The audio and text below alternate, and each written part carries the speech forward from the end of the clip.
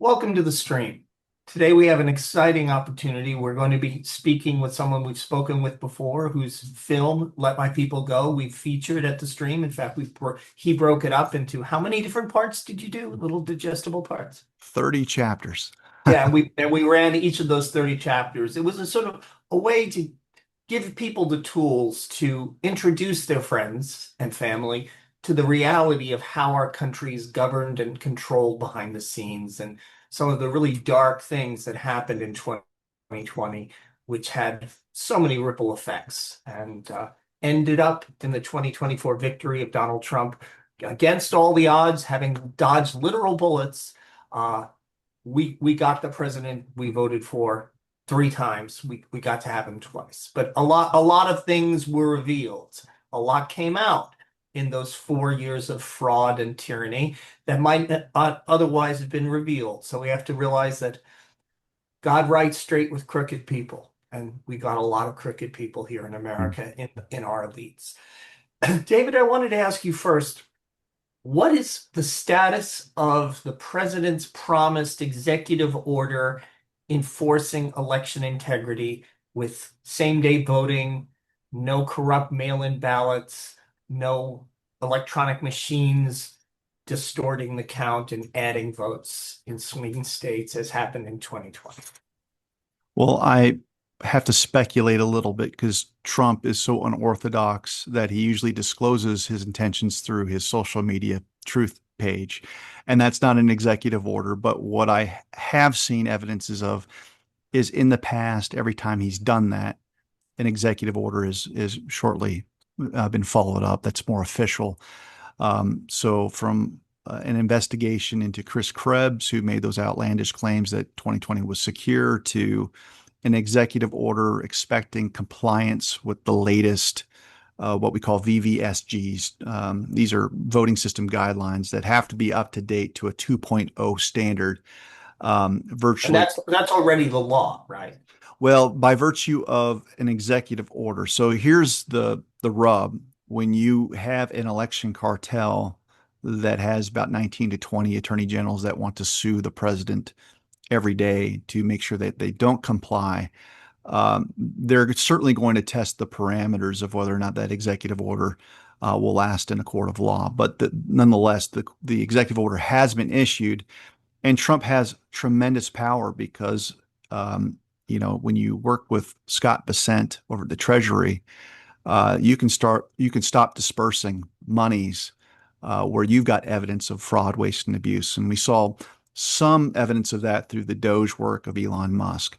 But regardless, HAVA, which is the Help America Vote Act, provides federal funding to make sure that things are in compliance with federal law. So as the chief executive, Trump has the power to turn off the coffers to the states to get their attention. So there might be lawsuits that are filed. The Supreme Court may agree with Trump. They may not.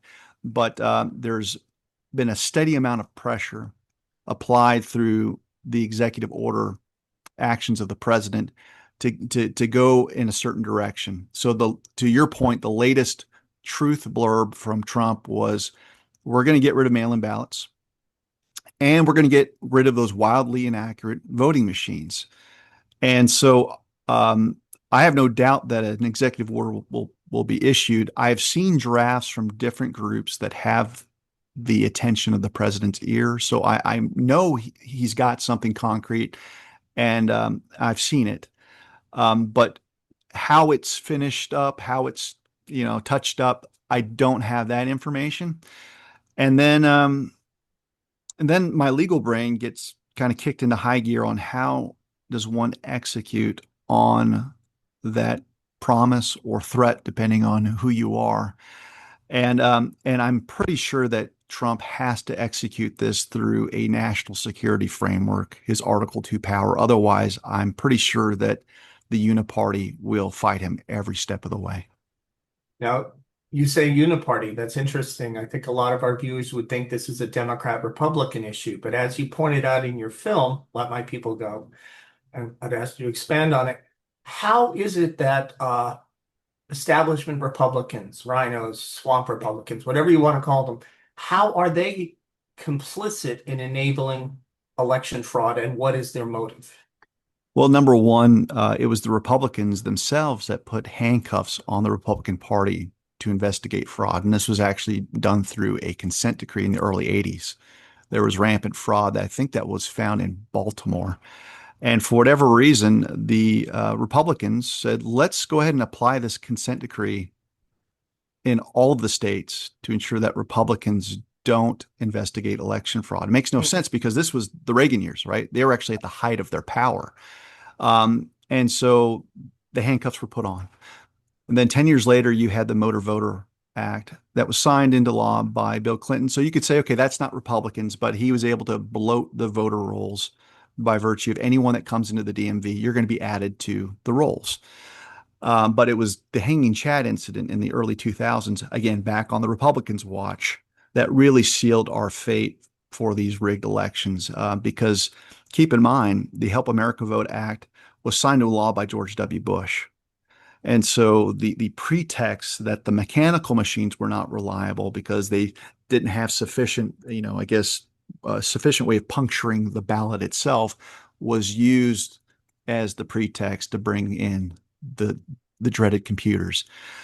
So much fraud, or at least the creation of a fraudulent system, was done through Florida, and it was done through um, the controversy that arose there against Al Gore and George W. Bush, and we've been off to the races ever since. So the fingertips of the Republicans have been all over this voting system. Now, in terms of motive, you said, I believe in your film, that the Democrats use election fraud to steal general elections. The establishment Republicans have been known to use it to steal primaries from conservative MAGA candidates.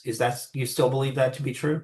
I do. I think what you do is, I think that the machine architecture is present in both primaries, whether it's Democrat or Republican, as long as the uniparty gets their useful idiot through each of the respective primaries. They really don't care who comes out on top come general.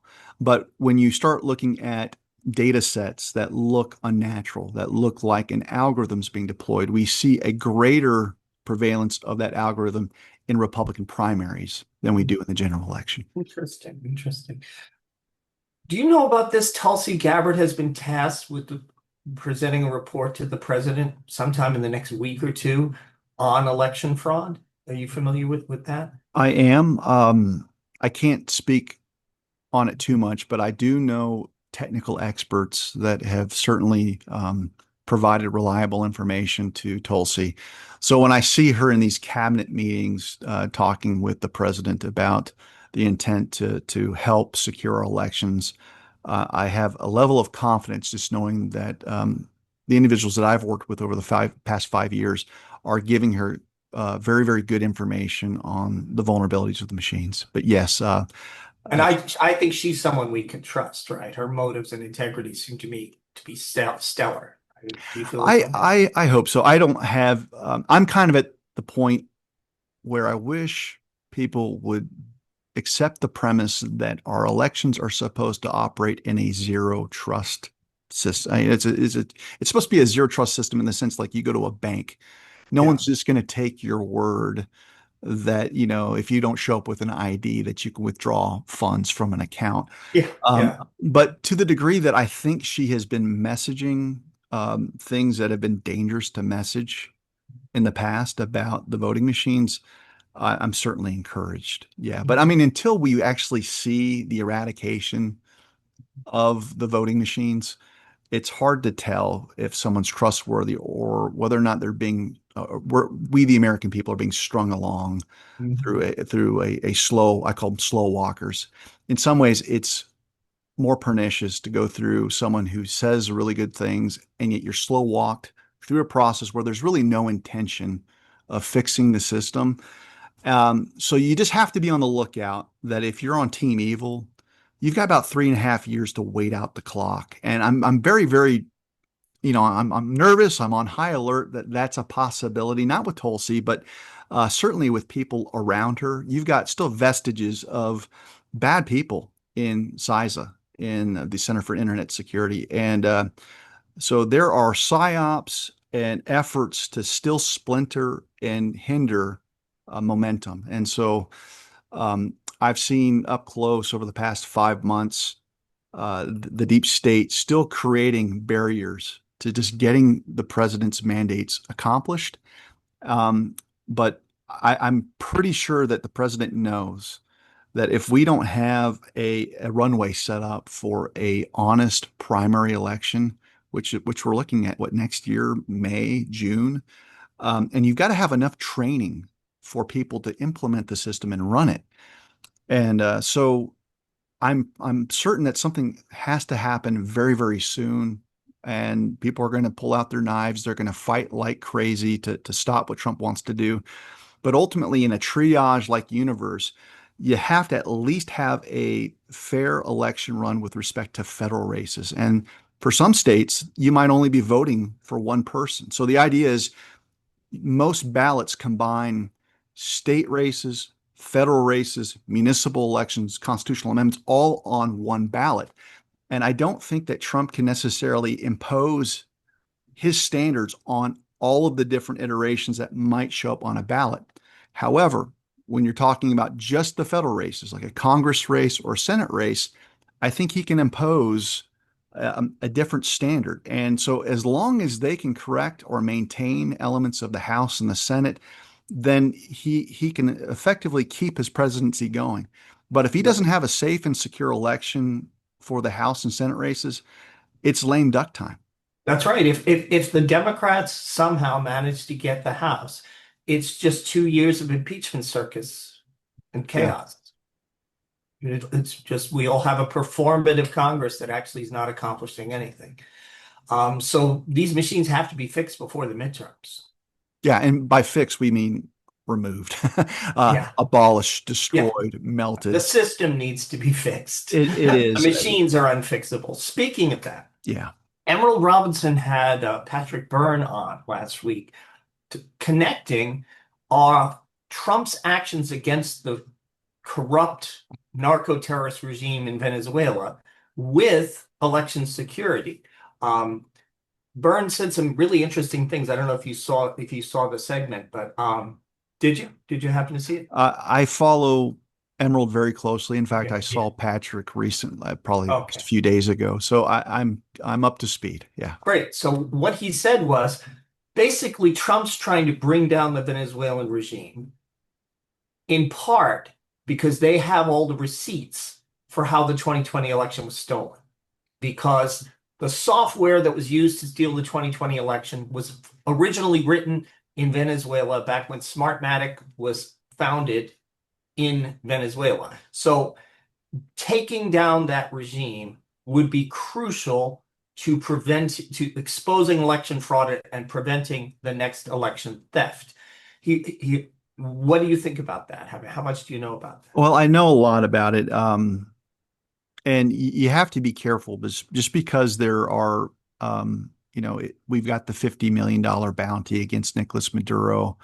And yes, you're right. Smartmatic is kind of the big villain because no matter which tabulator you're using, whether it's a Dominion tabulator, ESNS, Unison, Hard InterCivic, it's really the Smartmatic software design that seems to be uniform no matter which candy wrapper you place on the machine. And so, but that doesn't mean you can't create a different iteration of software that mimics what we've seen in the Smartmatic design.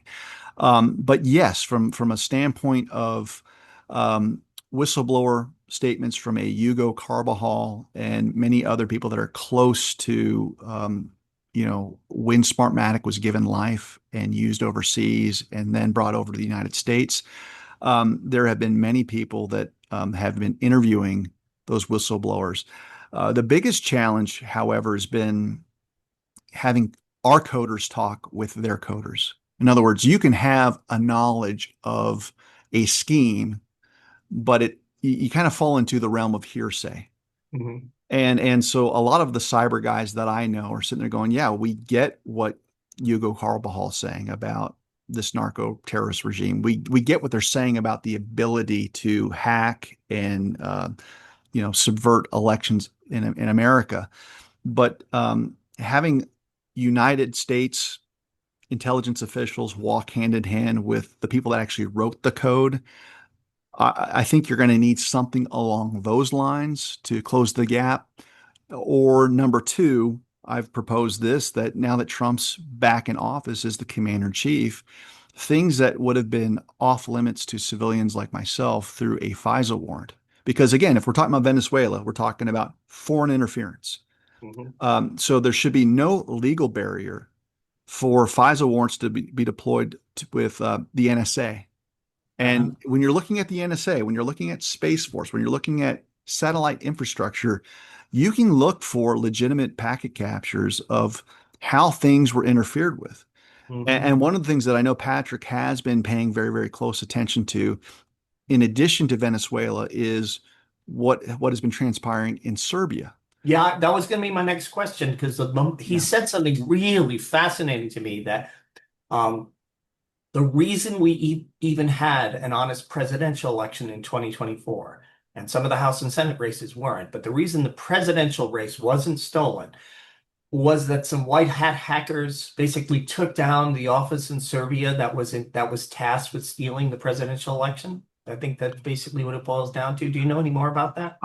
Well, you and I, in our past two interviews, kind of speculated on the two things that had to transpire in order for Trump to get through this rig system. And one was, how do you stop that dreaded F curve from materializing on election night reporting? That happened. We Well, didn't. let's explain first. Sorry, what is the F curve for Okay, people who so haven't seen your film? in most swing states where voter registration is pretty much dead even between Republicans and Democrats, it's very, very difficult for bad actors to have a predictive modeling where you can really, really ensure that you're going to have enough of a ballot stuffing operation during early voting, Mhm. um, to basically skim from different places to ensure that you get your guy in. It's very, very difficult to plan for the number of ballots you need because on election day, depending on how many people show up, you're basically just monitoring whatever data you've got real time and you're deploying mules to whatever they need to do. And that's where we see the phenomena of mail-in ballots showing up day after day after day. Um, so two things happened in 2024 by our analysis is someone was able to stop the fake projection of false metrics for election night reporting. So you didn't see the digital injection because that's what they did in 2020 Right, right. was, okay, oh crap, the voter turnout is so great on election day for Trump that the algorithm that we've created, it can't reach its set point. And so what they did is they basically zeroed out all the data. It's known as the Edison zero because Edison is the entity that's responsible for what we see on those trackers on TV. Uh-huh. Everything was zeroed out. And in the swing states, what we saw was the recreation of a new set point and this giant injection of digital votes, meaning the paper ballots hadn't shown up yet to be run through the tabulator, but there had to be perception that was generated for the American viewer to more or less buy that Biden came out of nowhere. And then you saw the phenomena of white vans showing up with mail-in ballots, things being triple scanned in Georgia, to basically create a paper trail. So that didn't happen with respect to Trump in key strategic swing states in 2024. And then you also have, podcasts like with Joe Rogan, um, who mentioned being at a watch party. I think it was at Mar-a-Lago. Elon Musk was there. And before, you know, the close of the polls, it was evening time, but I think it was before the close of the polls. Elon Musk apparently looked at a tracking app and said, "We're fine. Trump's going to win." Well, that's very curious because what was he looking at? Mhm. Does this have some bearing on what Patrick was mentioning about a digital intervention to ensure that Dominion wasn't cheating? The reason why I don't just say yes to what you're saying is that I have an understanding of the ecosystem that um, what you see on election night reporting isn't necessarily Dominion's purview. In other words, there's a company called Seidel based out of Spain, and they work in tandem with Edison on what you see. So I'm sure Dominion behind the scenes is working very closely with the Seidels, but there's a level of complexity in the system that, based on everything that I've researched, if you want to have a thwarting effort, either you've got to hinder the metrics that Dominion's providing to Seidel, or you've got to have something that hinders Seidel's ability to report in a way that you see the F curve. I know that's very, very technical, but regardless, what we do know in Serbia is that there were emails that were submitted from Serbian Dominion employees to Dominion officials in the United States in the 2020 election. Sheriff Darleaf in Michigan was responsible for releasing tranche after tranche that shows this. Well, if you've got coders that are foreign assets that are monkeying with our elections real time, that provides another basis for the president to intervene on under a national security framework. So, got lots of questions, but I can't tell you definitively Yeah. one way or the other. Fascinating. We live in really interesting times. I don't know how closely you followed it, but you saw the way the Washington ecosystem reacted to Robert F. Kennedy. They're treating Robert F. Kennedy is basically being treated like a virus getting attacked by the immune system of big pharma, which funds both parties. Did you watch those hearings with Robert F. Kennedy? I watched many of the short clips that everyone, so I didn't sit down and watch the whole thing, but I did find it very interesting from an optics standpoint that Kennedy is getting grilled, and actually acquitting himself quite well against Yeah, the I Elizabeth thought so Warrens of the too. world. And then you've got over at the White House, Trump and Melania sitting with people that, many of us would agree are responsible for crimes against humanity. Uh, uh, Bill Gates, Mark Zuckerberg. exactly. Do And you so, think, what do you think about that? Does that just keep your enemies closer, or is there a concerted effort by some on Trump's team to cut a deal with these well, people? I'm sure there's a level of, I look at Zuckerberg and Bill Gates and anyone that has kind of a big tech bro, um, you know, wealth creation magnet from the access that they have with their contracts. So a lot of the stuff that we see with Microsoft, even with Elon Musk, heavily, heavily federally subsidized. A lot of their wealth is they're basically DARPA creations, many of them, because you just don't have access to create the social narratives that you do through a Facebook without the government meddling or having some type of alliance with these people. So there's definitely a let's see how we can save ourselves with Trump. But I think there's a larger question, which is the MAGA base is so frustrated with Trump sitting there and they want to see arrest and whatnot. So I think there's a question of how do we reconcile the optics? And what I try to remind people of is I don't like Trump's messaging on Operation Warp Speed and boosters and vaccines and all those things. But I say, well, look at the guy that he's appointed that is taking a wrecking ball to Big Pharma.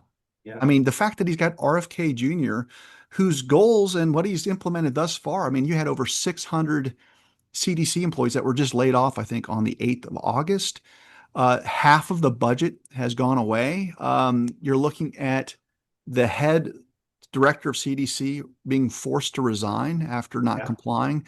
So, whatever lip service Trump is giving out there to kind of draw fire, his appointee, RFK Jr., is basically doing everything that MAGA wants on the vaccine. And so that's very encouraging.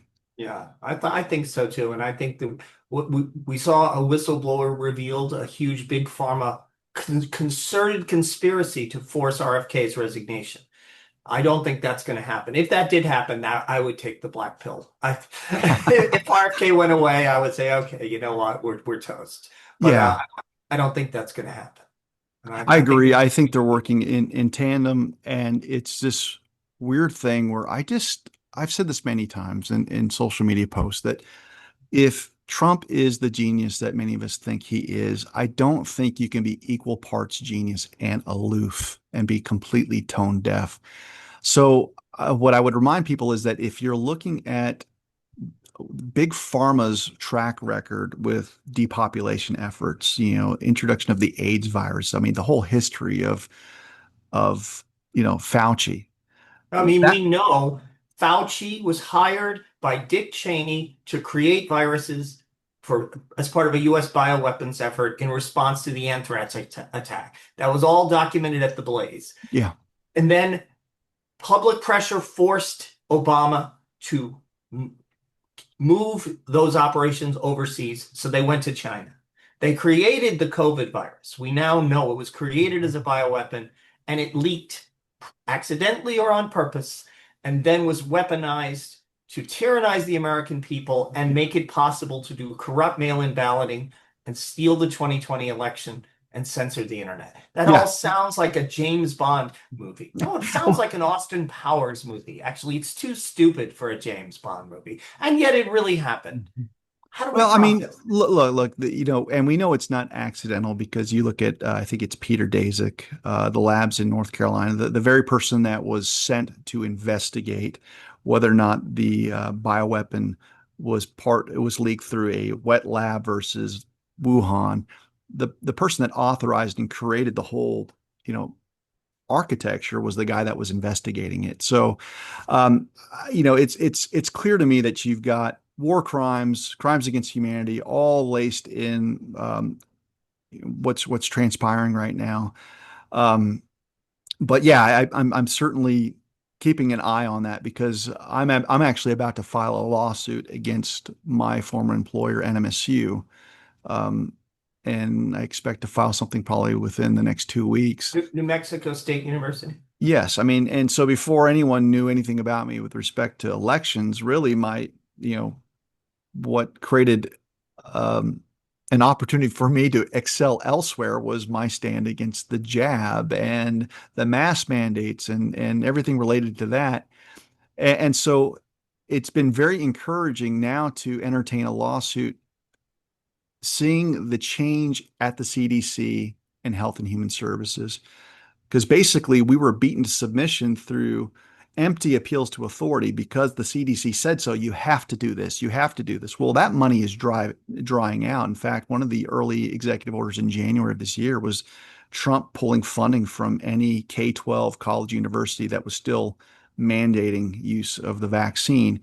And so I fully expect that that momentum that we've seen over the past 8 months is going to continue in hopes that we'll see people restored. I mean, many other people have been restored in the federal government, given back pay.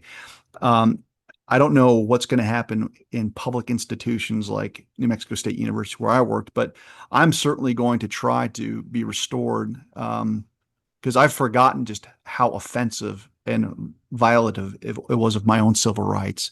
That's right. So the fact that we're talking about RFK Jr. right now and all the things, I'm paying very, very close attention for a personal reason. Yeah, good for you. Good for you. What is your spiritual take on where we are right now? Big question. I put Where out, are we in the spiritual war? Are we at Dunkirk or are we at Normandy? Where are we, do you think? I think we've already gotten past the gunfire at Normandy. I think we've secured the beachhead. I think we're certainly past that. I think that was really November of last year. Um, but we're still fearful that we're not going to see our enemy vanquished until we see arrest, and that's the big question. So it's weird that you asked me that question because last night I had a dream, and I don't claim to be a prophet. I'm just telling you I don't dream very often, and so when I have them, it's very unusual. And I woke up this morning, and I shared my dream with my wife, and it didn't make any sense to me. But I think God might have been whispering to me. And so the dream was this: I'm like in a trailer, I don't recognize it, and about every 15 seconds, I would see thousands of rats going from one spot in the trailer under the couch, and I'm on the couch, and I'm going, Oh, are they leaving? Are they leaving the trailer? And then 10 seconds would go by and thousands of rats would go under a crevice someplace else. And it happened so many times that I felt like God was saying, do you not get it? They're not able to escape. Yeah. And so spiritually, I'm sitting there going, I think what I got in this little whisper, this God-like whisper in my dream, is that um, the rats, as I see them, are the uniparty traitors, and they are scurrying everywhere they can, but their days are numbered. And I've seen many people like General Flynn talk about how eventful September and October are going to be in particular.